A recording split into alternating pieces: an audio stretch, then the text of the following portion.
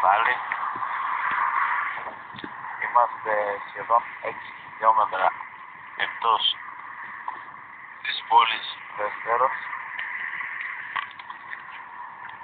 Έχουμε χτίσει λίγο με τις άντρες που είναι 70 km εκατομμύρια.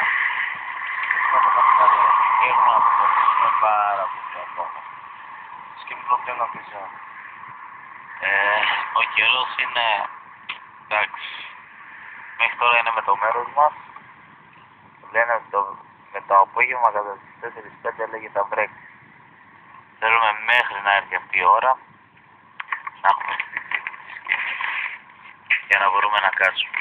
Έχουμε πάει στο σούπερ μάρκετ, έχουμε πάρει κάποια πράγματα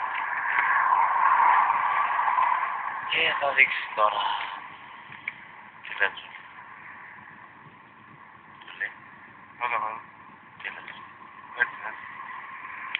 Πώς νιώθεις?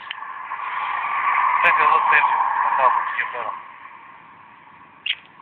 Όλο αυτό τώρα το κάνουμε για να περιμένουμε το Φώτη να έρθει, για να μην χαλάσουμε λεφτά, γιατί είναι πανάκριβα τα πράγματα εδώ.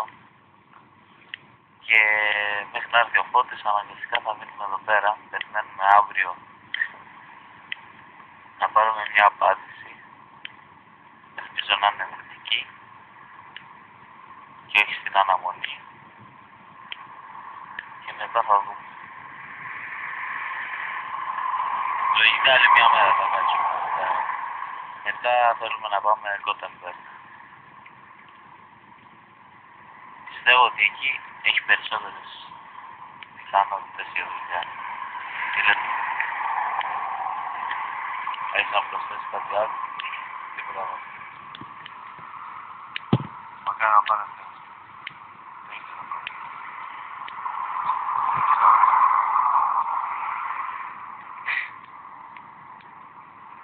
Ωραία.